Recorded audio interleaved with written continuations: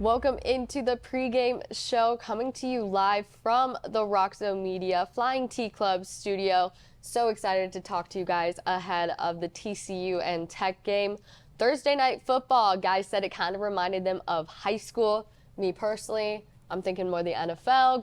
Gotta raise their standards a little bit. We're going big or going home. But TCU and Texas Tech facing off today. We've got a lot to talk about today. We're going to have a K-State recap and a presser from that disappointing game. I mean, Sonny said embarrassing, and I think that's the word I would use as well. Then we're going to go ahead and look at what Texas Tech did before their bye week against BYU. For them, a little bit of an embarrassing game as well. Then we've got pressers from Dominic Williams, Amani Bailey, and Patrick Willis, and also offensive and defensive keys. Then we're going to take a look at the Players Club that posted this week with beach volleyball. Then we've got our stars of the game, and we'll close out the show. So we decided not to show you any highlights from the TCU K-State game today. Instead, we're going to take you immediately to that presser that Sonny Dykes gave right after the game. Let's take a look. Well, didn't see that one coming. Had a good week of practice. Guys were prepared. I came into the game with a lot of confidence. Thought we would play well after last week, and, it was just a bad performance from the get-go. Don't really know what to say. Like I said, I'm shocked, surprised, didn't see it coming. Embarrassing. I'm embarrassed. I think our players are. I hope they are. They should be. Like I said, didn't see it coming. Had no idea that this was going to be going to play out like it did tonight. So obviously we got a lot of work to do. We got an open date. We'll try to figure out the best way to get it fixed and play better. I'm a little miffed how we can play as well as we did last week and as poorly as we did this week. Don't really understand it. But obviously we've got to try to figure it out. Coach, did you sense this before the game? No, not at all. Not at all. Thought we were ready to play. Guys were excited. Like I said, confident. I came into the game with a lot of confidence, and our players did. Defensively, what do you think the biggest issue was tonight? I don't know. We had a hard time fitting the run game. You know what I mean? And that's something obviously that we've got to get fixed. And it was a bad performance. So we never slowed them down. I mean, they could have scored as many points as they needed to beat us. Definitely liked what Sonny Dykes said right there about this being just a bad performance overall from the get-go and that he was embarrassed. Obviously, no way to sugarcoat this game for TCU. I think he earned the respect of a lot of TCU fans as well, being able to take full responsibility as well for that loss. And a bad one at that, let's just say that. They lost 41-3.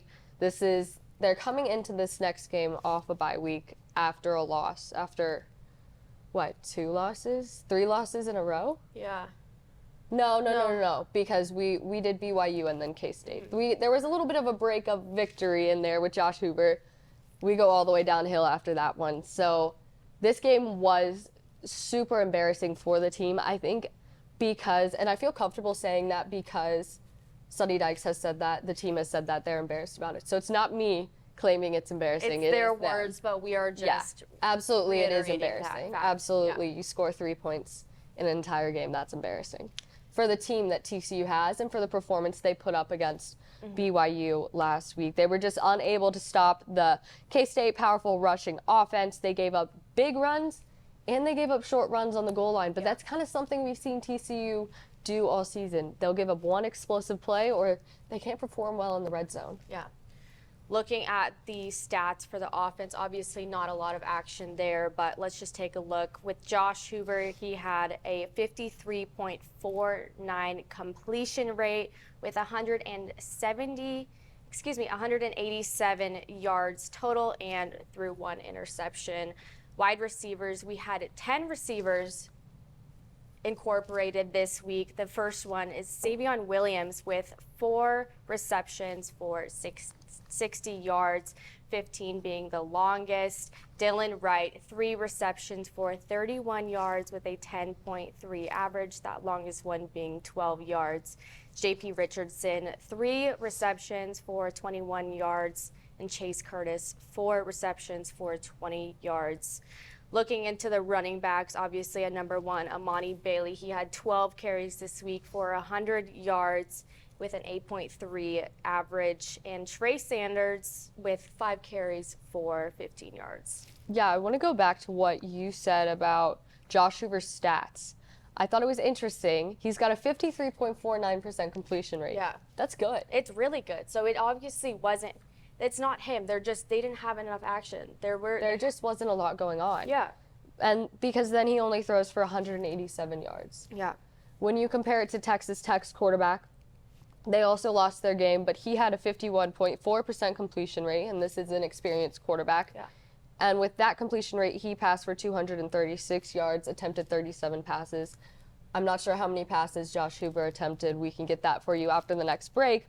But this wasn't supposed to be a bad game. And Josh Hoover did have a better completion rate if we compare these quarterbacks. So, I mean, he showed up and he did what he could, but there just wasn't anything. I think I liked what Patrick Willis said after the game, that they learned they cannot play individually anymore. I think that kind of might be the problem that's happened all season. We got a lot of guys who are awesome from the transfer portal, a lot of big guys who are stepping into a new scheme and a new university. They're coming in, they want to show how good they can be, and they're forgetting they have to show how good they can be together. And that's why that team last season went so far. And I believe that's why Sonny Dykes said this team is just as talented. They just weren't understanding that they really do need to work together. But if this had to be the wake-up call for them, I'm glad it was. And I hope it is, because they really need that wake-up call Absolutely. to show up this weekend. The defense this week, Nambi Obiezor leading again, 13 total tackles, 10 solo, and 1 sack. He's always going to perform. Oh, always. He's always one of those guys on defense that is always at that number 1 position. Absolutely. And he holds that constantly. Yeah, no matter what the team does, Nambi's consistent, Yes. and I like that about him. Nook Bradford, 9 total, 7 solo. Jamoy Hodge, Mark Perry, I mean, we can run down the list. There weren't too many big defensive performances after that, which is also kind of rare for TCU, what we've been seeing so far, but maybe some exciting news with TCU defense. We'll talk about that a little bit later. Keep you on the edge of your feet. 4 tackles for loss in the game. Special teams, obviously the big winners of the game, the 3 points, Griffin Kell. 1 for 1. Yep.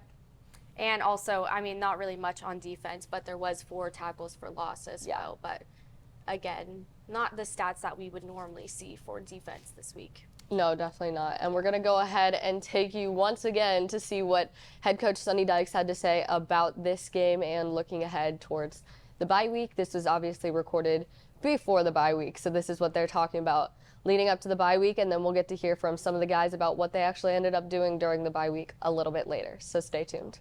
You know, it's the open date comes at a good time. I think we have an opportunity now to really focus on some things that we need to get addressed and get better and try to finish the season the right way. We've got four games left against quality opponents, and none of them are going to be easy, but we need to go play our best and prepare, and our guys will do that. I mean, that's the great thing I love about this team is they're going to show up, they're going to work, they're going to get better, and they're going to go play on Thursday night and try to win a football game. So we got to do a better job of, like I said, getting them ready to go and having a better game plan than we had Saturday. Sure. I got to believe that one of the sources of your frustration is seeing how good we can play, like against BYU, and then seeing it next week playing against the way that it happened at Kansas State. Yeah, I think that's probably been the most frustrating thing with this team is there are times when you look at us and you go, man, that's a good football team, and there are other times you go, that's an awful football team.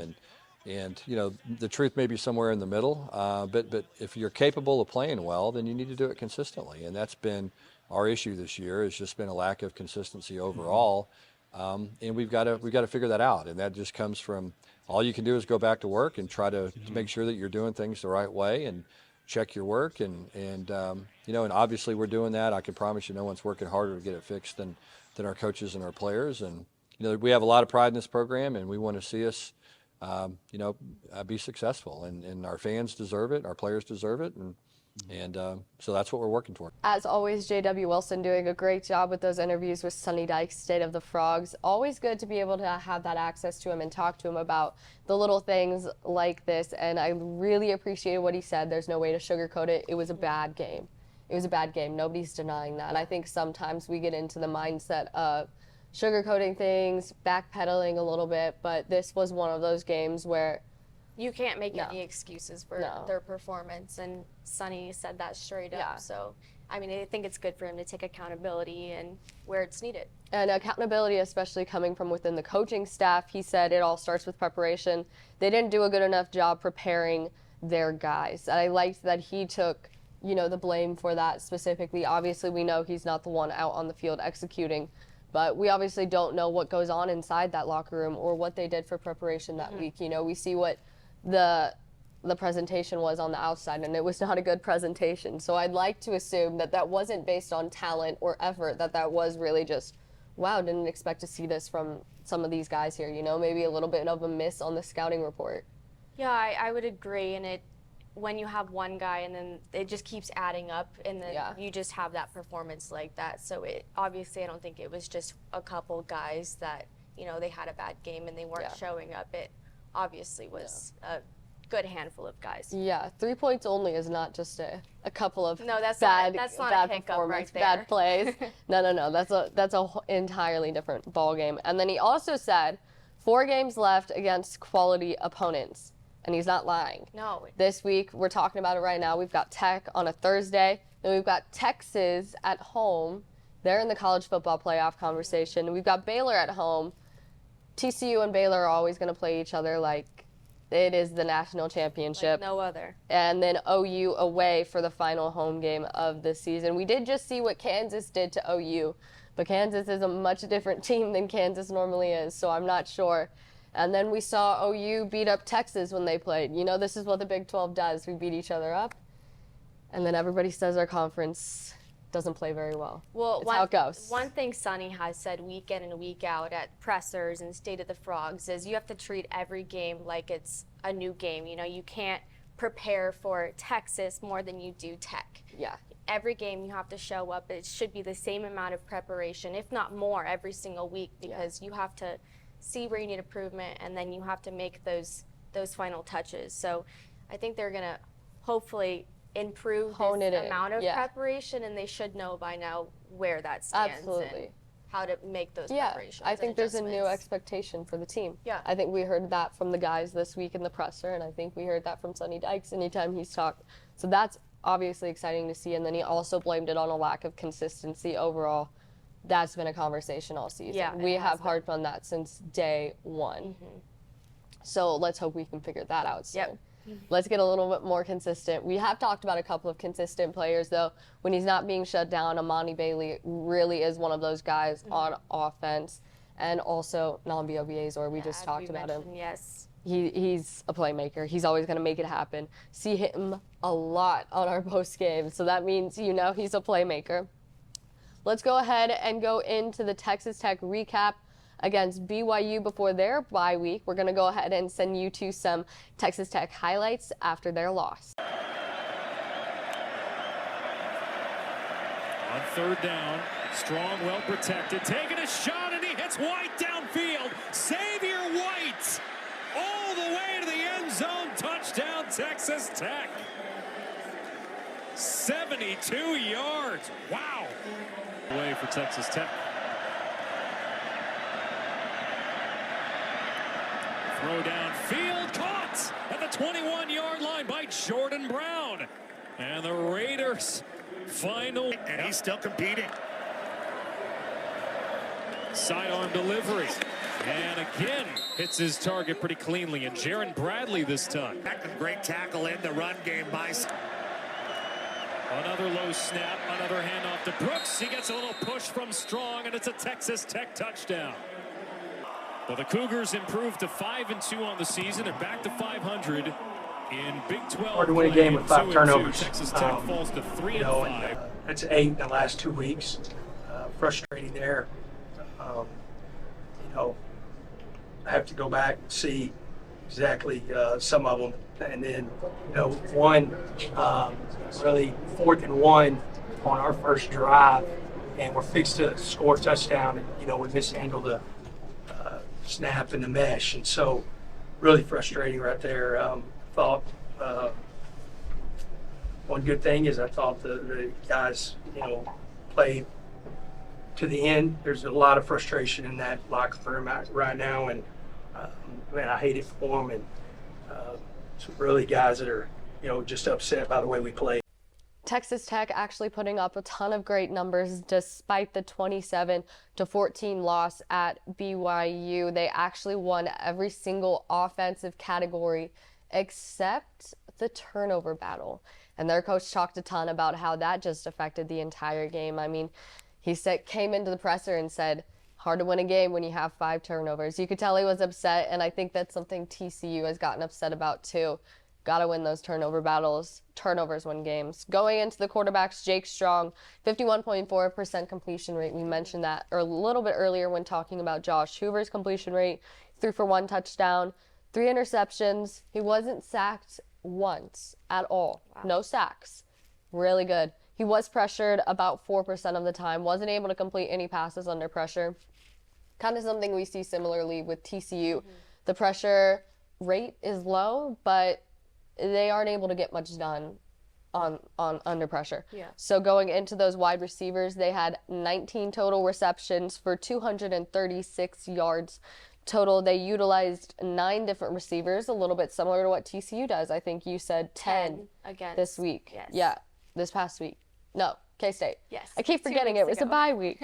9 different guys used. Xavier White, their leading yardage guy, 3 for 98. His longest 72 yards. Wow. Hello, what a guy to watch out for this week. And he had that 1 touchdown that was receiving touchdown. Running backs, 43 attempts for 169 yards total.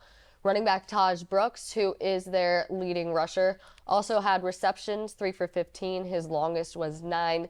So probably almost first down right there, I'm assuming, if going off a regular, just down.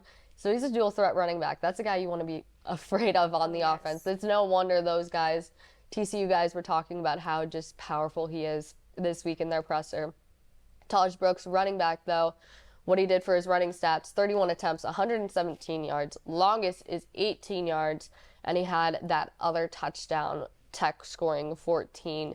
Jake Strong, their quarterback, was able to get a little bit active on the run, but not much. Kind of reminded me of a little bit of Josh Hoover. Mm-hmm. Definitely more of a passing guy.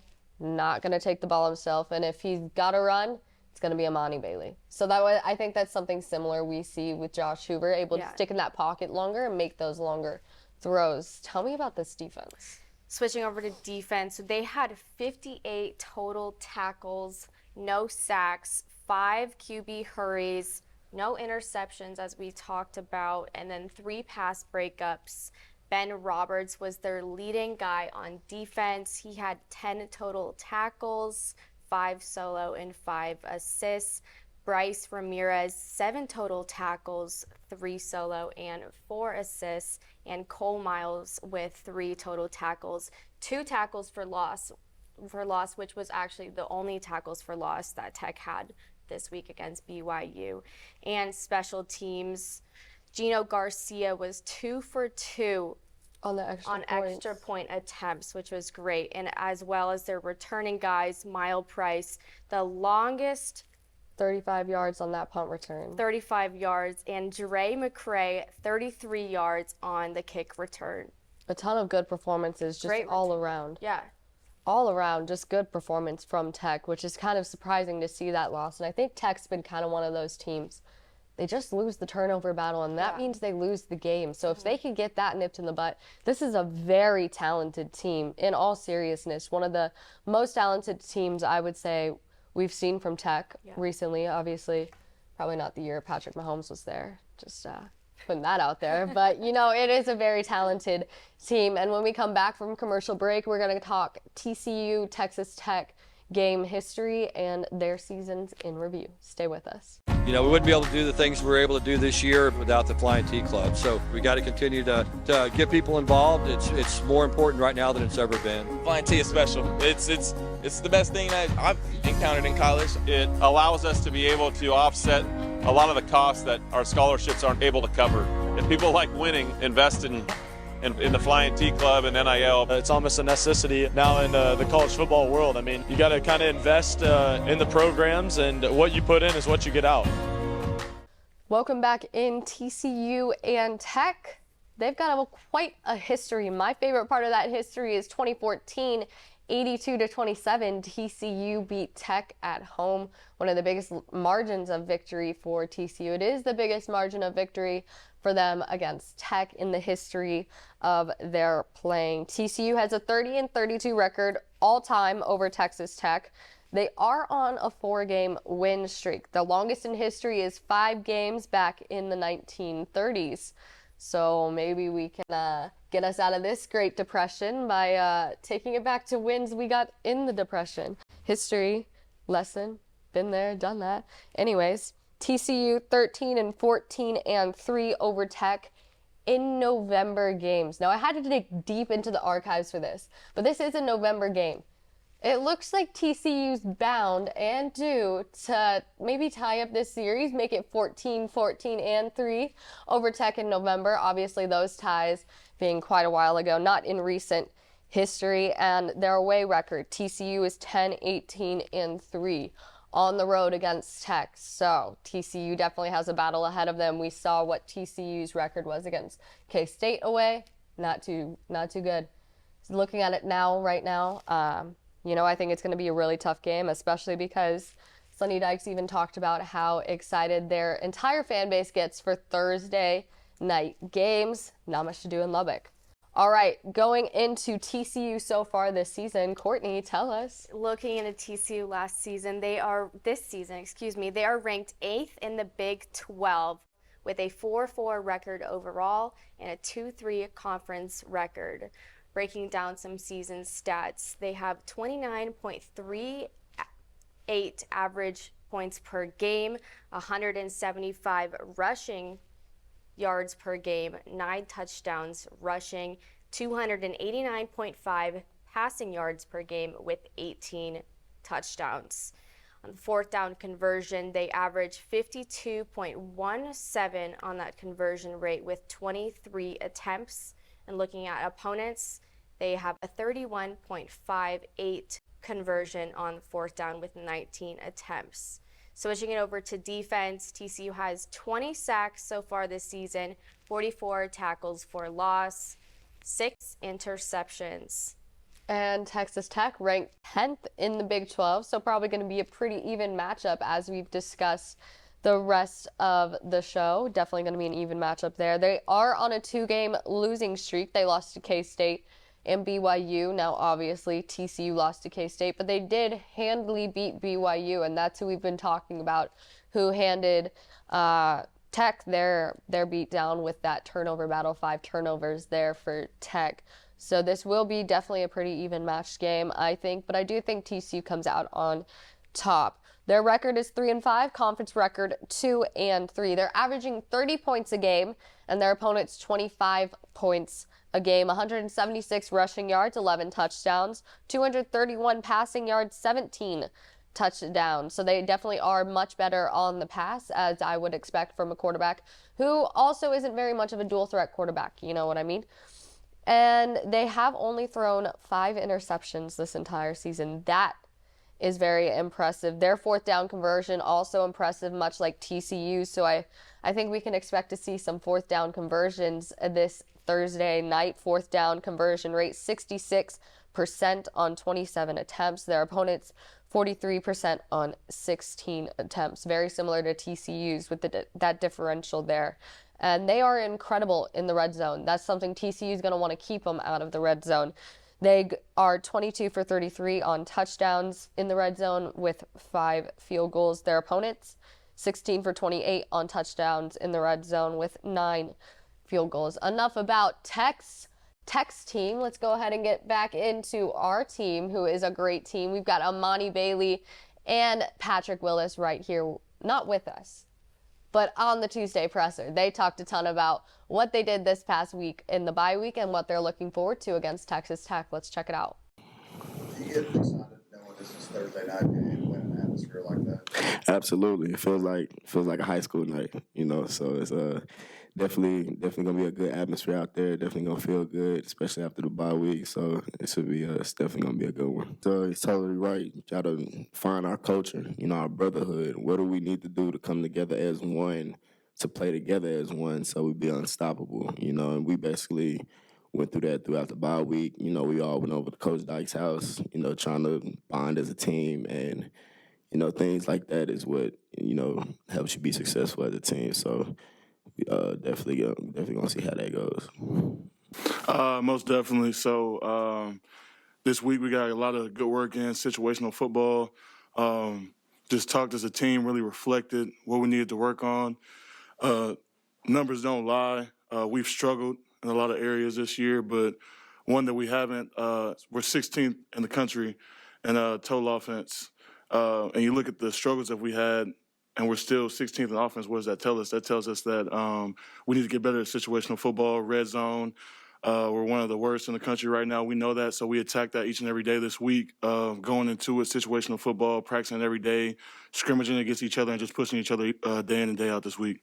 Everybody's going to remember November. If we finish this season strong, 4-0, like we were capable of and we plan to do, that's what we plan to do. We can't dwell on the past. It hurts, but we can't dwell on it. All we can do right now is go forward, and we got Tech, a solid team, talented players that we got to focus on this week and go out there and get a dub. About the defense? The defensive line is very good. They're active. They got all four of those guys up front are experienced guys. The two interior guys, very good football players, solid football players, know how to play the run really well. Their ends are great rush ends, know how to get after the passer. So we're challenged up front to dominate the line of scrimmage and dominate and pass pro and make sure we keep our quarterback up clean. Love what both those offensive guys said there, but especially loved what Patrick Willis said. He said, and I quote, "Everyone's going to remember November." And I really liked that for these guys, not just because it's catchy, but also because I think that's going to be and I think it is a great leadership shift, and I think it is a great just momentum shift for TCU. I haven't heard them speak so highly of themselves as they have after this bye week, and I think something is definitely cooking up in the Frog Lab. So Courtney, go ahead and tell us about those offensive keys today.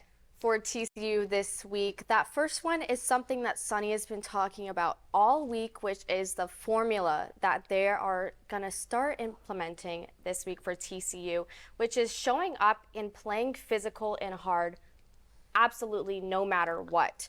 So Sonny was really preaching this week, and I think that's something that they're going to see. He said that every team has their own formula, and for TCU, it's just going to be to show up and show out. That second key for TCU is going to be their red zone game, which is something that Maggie talked about earlier. This is something that TCU has always struggled with this season. And I really want to break it down from last season to this season. So in 2022, they had 69% red zone possessions, which resulted in touchdowns, and which actually was 27th nationally for TCU.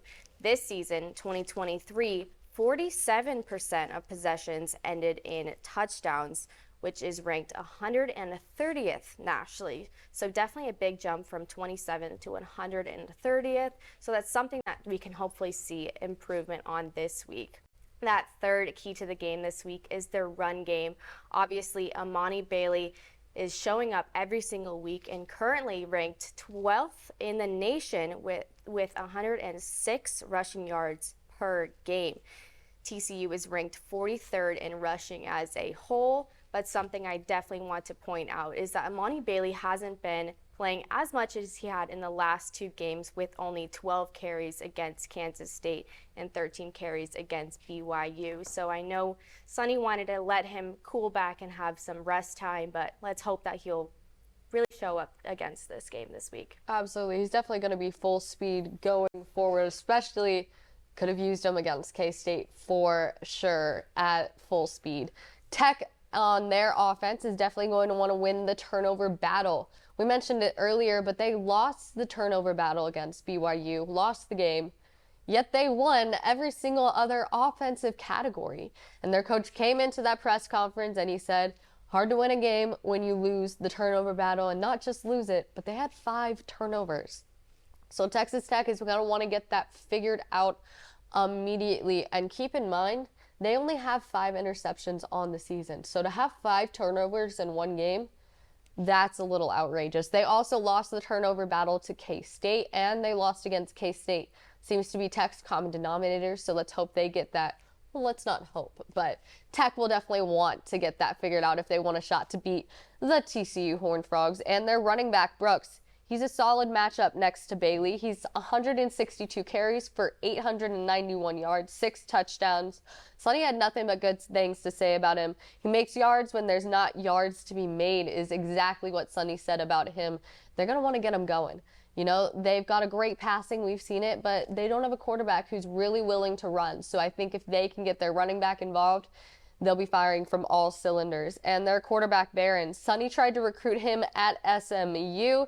He said he can make throws, he can do all the things you want a big-time quarterback to do. So it's definitely going to be a big-time game that we see on Thursday night out there in Lubbock. And of course, we've got the defensive keys for you as well. Let's go ahead and take a look at the Dominic Williams defensive lineman's presser from Tuesday. To really focus on the run even more for the defense, and like everything starts up front. So for the offense and the D-line and the O-line, it's really just playing hard and more physical. Because honestly, Coach Dykes was not happy with that performance against Kansas State. And it's just, Coach Dykes is a really great coach. And after that game, he just got us all together and just said, you know what, we got to do better. This is not how TCU football is played at all. That was not a great performance, but we're going to do good. We're going to do better. So, yeah. Was there any pressure going this season of trying to build off what you guys did last year? Definitely, yeah. And I feel like, I truly feel like we could have accomplished a little more, as in being more of a unit instead of playing individually. But after Kansas State, we really realized that we can't play individually at all. Like, it's not just about pointing fingers or anything like that. It's really about bonding together, being brothers, and going against the enemy. But it was all fun, laughs and giggles. It's just playing Madden at Coach Dykes' house. Let's see, we saw some of the special team guys there, and like we don't really get to hang out with them because it's like they're special teams, we're defense. But seeing some of the kickers there, it was actually fun. Yeah. Stopping the run. I know that running back, he from Texas Tech, he's a very great running back. We got to respect him. We respect everybody, but a little more respect on him because he's like, top 2 in the nation right now for rushing yards. So it's really just get him to the ground. We got to work on tackling, but I feel like this game it's going to be a good game for sure. With the bye week, we had 2 practices where it was just straight pads, getting down and dirty. Just we're not really worried about Texas Tech at that point. We were just worried about getting us together. So, and the D-line and linebackers, we indeed had to work on some more tackling because we missed a couple of tackles that we did not need to miss against Kansas State. But, yeah, it was really thud to tackle type stuff periods during our bye week. I'm going to be a youth advocacy major. I just declared my major, I want to say 4 weeks ago. Yeah. So, yeah, I want to give back to the kids and help fatherless kids, especially because I grew up without a father. So it's just like, because my mom and my grandma really helped and my mentors throughout my life, I want to be that to other kids. Dominic Williams with a great presser right there. Added in that little portion in the back talking about what he was going to be studying in school. He said he was going to be studying right now. His major is youth advocacy because he wants to be that light for kids and shine on them and teach them how he was taught when he was younger with his single mom. So I thought that was just a beautiful way to show off who Dominic Williams is off the field, because I think it's always hard to remember that even after a loss, these guys are still kids. So absolutely going to be thinking about him and hopefully what he can do in the future with his major. Going into the defense, TCU. Johnny Hodges return? Maybe. TCU said Johnny Hodges has been practicing. Now I want to give you some stats right here, and these you're going to like. TCU with Johnny Hodges. This is like the Taylor Swift, Travis Kelce comparison. So TCU with Johnny Hodges averages 71.6 tackles, and they average 4.3 sacks. Beautiful, beautiful, beautiful stats. TCU without Johnny Hodges. They average 57.8 tackles, and they average 1.4 sacks. Talk about a difference maker, not just obviously in the locker room because he's still been in the locker room, but on the field in general. We've talked a ton about how guys have been able to really step up in his absence. Shadrach Banks especially being able to step in and make great plays. But let's face it, nobody can replace Johnny Hodges. He's one of those guys that you really need on the field to make it playable for you guys. And I think if we can get him back, we definitely will be remembering November, as they said earlier. Going into number 2, they're going to want to create takeaway opportunities. 9 forced turnovers, ranking 77th. In 2022, they ranked 24th. We're comparing these two teams a lot, even though they are different teams, but it just shows the dramatic shift that TCU has taken over the course of 1 year. This isn't 2 years and 2 seasons. This is about half of a new team. So there should still be some similarities, and we're not really seeing that right there. Obviously, turnovers win games. So if TCU can create some turnovers and stop Tech like the other teams have been, K-State and BYU being able to stop Tech with those turnovers, then TCU's got a great shot at this game. And also intimidate the receivers. They've got 29 pass breakups, ranking 35th. And obviously the Tech passing is better than their rushing game overall. So if they can stop them on that one, then all they've got to do is shut down their running back and they're good to go. Tell me about Tech. With Tech, they obviously, number one, have to be physical in the trenches. Sonny has talked about all week that they are a big physical team, but that's something that they're going to have to show on the field. They also have to stop that run game from Amani Bailey. Obviously, he's our number one guy that we've talked about week in and week out, because TCU does also fire on both cylinders. Just because we have Amani Bailey on that run game, they also have to stop that pass game as well. BYU had 150 yards, while TCU averages 175.4 rushing yards per game. That second key to the game for Tech this week is to make Josh Hoover uncomfortable. Obviously, Josh is a little bit new to the game and has a little bit less experience to Chandler and some of our other quarterbacks, but they got to ruffle his feathers a little bit this week. Tech has 5 quarterback hurries versus BYU, 15 quarterback hurries on the season with 5 interceptions, 15 sacks, and 44 tackles for loss. And as always, we love to pick out our stars of the game, and I'm sure by how we've talked about him, you can already tell who it's going to be. I'll go first. I'm going Josh Hoover. I know what you're thinking, Maggie. What? He had no touchdowns last week. I'm telling you, that was his villain arc game. He is so ready to come back out here and just perform. That will be the last time you see Josh Hoover shut out of the end zone in his entire career. I'm talking all the way through the NFL. Josh Hoover will never, ever have another game like that. And I know that because of how talented he is, not only, but those intangibles that Sonny Dykes has been talking about with that guy and how much of a leader he is. I know there's no way he went back to that locker room and didn't get his guys ready for this week, especially all week. So it's game time for Josh Hoover. I am assuming, if we're going to assume here that Johnny Hodges is playing this week, and if he does, crossed. cross our fingers right now, but I'm hoping he does play. So he is my guy this week. He has played the first 3 games of the season, so he obviously has lost a lot of playing time this season, which is so sorry for him. Yeah. Like, that we totally need him. But as Maggie mentioned earlier, our stats with Johnny Hodges and without Johnny Hodges is a tremendous difference, and we really need to see him show up.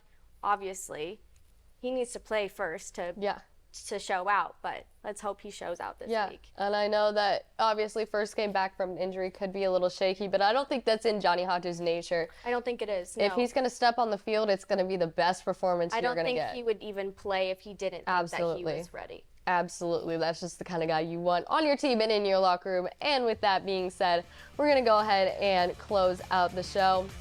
So excited to see what TCU does tonight. Be sure to stick around for after the game for the post-game show. From both of us here at Frogs Today, I'm Maggie Hale. I'm Courtney Stockhaus. Go Frogs.